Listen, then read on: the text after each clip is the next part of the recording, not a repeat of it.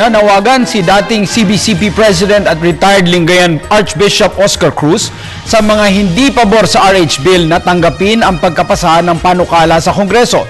Sinabi ni Cruz na umaasa pa rin siyang magbabago ang isip ni Pangulong Aquino at ibasura ang panukalang batas. Ngunit mas makabubutian niyang tanggapin na ng anti-RH Bill na tapos na ang kanilang laban. Ayon pa sa obispo, duda siyang magtagumpay ang plano ng ilang grupo na idulog sa Korte Suprema ang usapin. Samantala, nanawagan ng Pangulo para sa pagkakaisa ng bansa sa kabila ng pagkakahati ng bansa sa isyu ng RH Bill.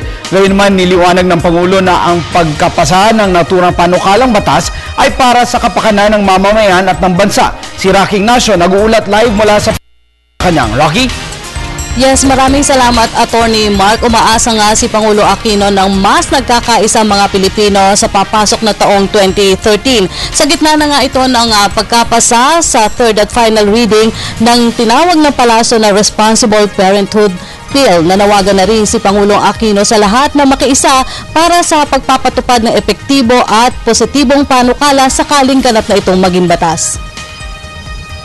Umaasa si Pangulo Aquino ng pagkakaisa ng bansa sa pagpasok ng taong 2013. Sinabi ito ng Pangulo sa gitna ng pagsalang na sa Bicameral Committee na usapin ng Responsible Parenthood Bill. Sa kanyang pagharap sa bulong-pulungan, nanawagan ng Pangulo na iwasan na ang anumang bangayan dahil hindi naman ito ukol kung sino ang nanalo o natalo sa usapin. It makes my job that much easier if we are united in whatever endeavor we have to face. No? There are problems affecting the world where we cannot be isolated. And we as a people, when we march forward as one, then that helps. For instance, what we want to see sana happen. We just finished the RH debates. No? When I talked to the members of Congress and others, I was saying that this was a divisive issue. Let's finish the issue. That issue, I think, has been finished, and the last steps will be done probably by today or by tomorrow. It becomes a law. Let us move on to make it, to ensure that all the positive attributes of the bill really is what happens.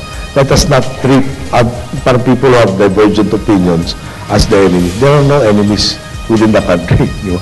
But between Filipinos, we shouldn't treat each other as the enemy.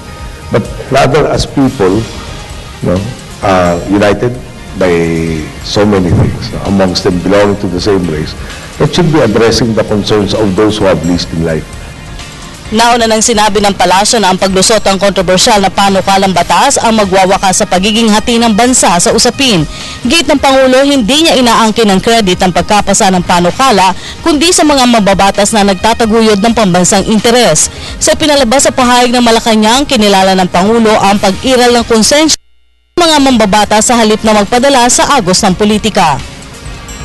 Let's give credit where credit is due. I would like to say alalay lang ako doon. It's Congress who decided. They were the ones. Members of Congress really went through tremendous pressure.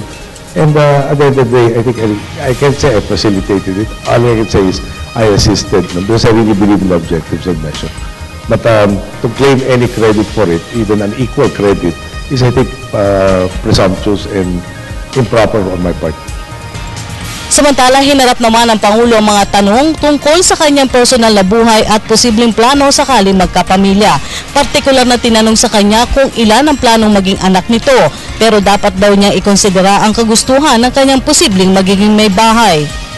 Yung for the woman that I will be proposing marriage to, there was such a lady.